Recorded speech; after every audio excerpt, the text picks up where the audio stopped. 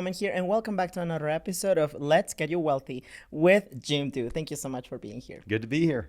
So today we're going to talk about the IRAs. And first of all, what is an IRA?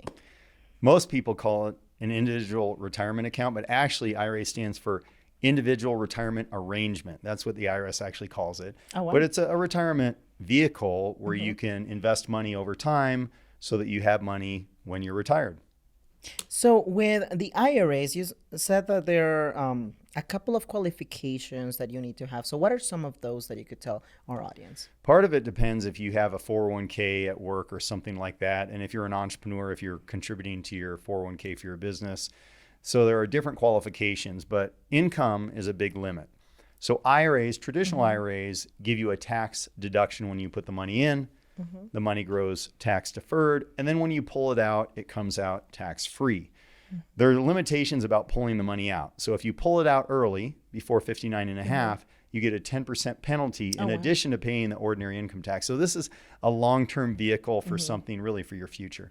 And you also mentioned that a few of your clients, they were not able to qualify into an IRA. Why was that? Most of the entrepreneurs I know don't qualify for a regular IRA because they make too much money. And they also don't qualify for a Roth IRA because they make too much money. Now, the distinction is a regular IRA, you get a deduction against your taxes to put the money in. It grows tax deferred, and then you're taxed every dollar out on the back end. A Roth IRA, flip that completely. So you pay the tax first. The money goes in after tax dollars. It grows tax deferred, but then you pull it out on the back end completely tax free. There's a trick. There's a trick to get money into a Roth IRA if you make too much money, and it's called the backdoor Roth. And why don't you tell us a little bit about the backdoor Roth? How does that work in No comparison matter- to a regular? It's a great question. No matter how much money you make, you can do a non-deductible IRA, which means you put money into an IRA, you get no deduction. There's no tax benefit. But once you put money in a non-deductible IRA, you can convert it to a Roth IRA, and there's no income limit on the amount of money you can make and not be able to do to a Roth conversion. So everybody can do a Roth conversion. So think about it this way. You can put $6,500 into a regular IRA or a Roth, or if you're over 50, like I am, hate to admit that, you can put $7,500 into a Roth IRA. So the way it would work is like this.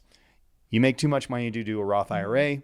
You put $6,500 if you're under 50 into a non-deductible IRA, and then you immediately convert that into a Roth IRA. There is one gotcha. You have to be careful. There's this pro rata rule. So if you have other IRA accounts, they kind of aggregate those together. So that's a kind of a cautionary point. But that's a way you can get $6,500 into a Roth. Now, if you're making a lot of money and that's not a big part of what you're investing every year, I would suggest you consider putting that in something like a private investment or a low price stock, something that has huge upside. Because if you think on the downside, you could lose $6,500. On the upside, who knows? And so who made this famous was Peter Thiel. So Peter put about $1,700 of PayPal stock when it was a private company into a Roth IRA in 1999. They estimate that's worth about $5 billion today in a Roth IRA, never to be taxed again. So think about, if you make too much money, about how you can do the backdoor Roth.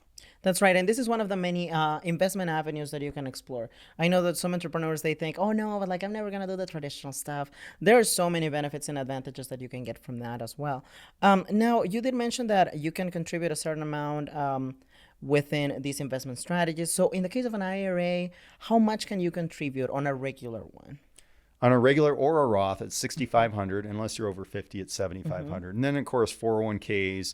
There's other types of plans. There's cash balance plans and defined benefit pension plans and all kinds of ways that you can invest in a retirement plan. Most of those are tax deductible, grow tax free, taxable on the back end.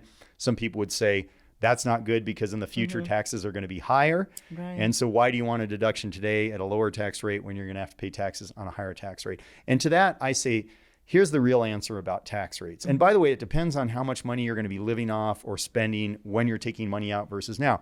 But I'm going to give you the truth on tax rates because not everyone, but I hear some experts out there saying tax rates have to be higher. Look at how much the government's spending. Where are they going to get the money? They're going to have to raise our taxes. And I kind of agree with that, except in reality, here's how it's going to work, because here's how it's always worked. you're going to get certain people in Washington, they're going to raise taxes. Then people are going to get angry and they're going to vote those people out and vote in a different group of people, and then they're going to lower taxes. So if you look at it throughout different presidents and different Congresses, what's happened?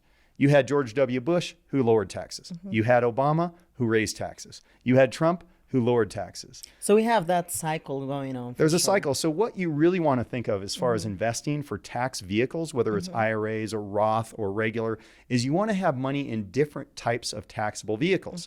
So that then when you're pulling money out, if tax brackets have gone up, you can pull from the areas that are tax-free and not pull as much from the taxable.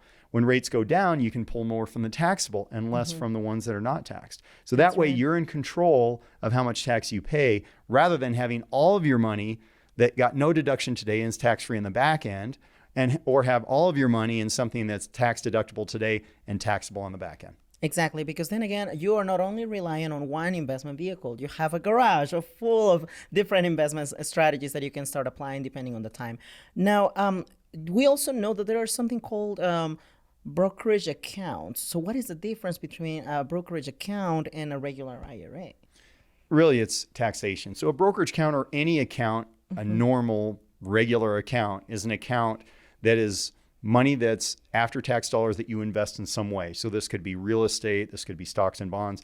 And then every year you're going to pay tax on whatever tax is created within that portfolio. So if there are dividends, if there's interest, if there's distributions from a real estate fund that you're in or something like that, all of those could have tax implications for the given year.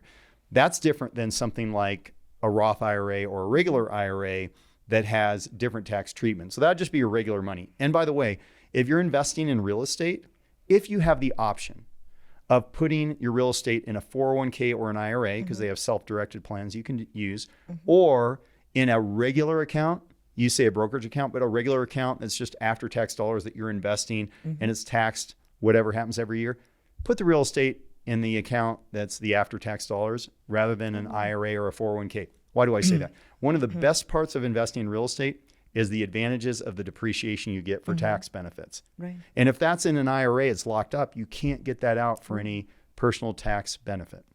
Gotcha. And then again, it all comes down to the different types of investments that people in our audience already have. Now, what are some of the other benefits that you could tell our audience when it comes to investing into an IRA? One thing that's important to think about is in an IRA, whether it's a Roth or a regular, during the growth of those investments, there's no tax year to year. So you want to think about what I would call tax investing location. So location of the different assets. So let's say you had an IRA and you had a regular account. Ideally, you'd want to put the very tax inefficient investments that are kicking off all kinds of taxes, short-term gains because you're buying and selling. That would be better in your IRA. And something that's a lower tax investment would be better in the regular account.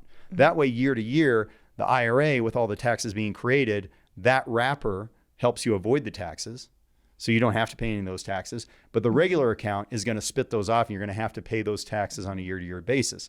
So more tax efficient in the regular account, less tax efficient in the IRA. Awesome. Thank you so much again, Jim. And thank you to our audience. So there you have it. Look into IRAs. It's also another investment strategy that you can add into your portfolio for the future. We're going to see you in the next episode. Bye-bye.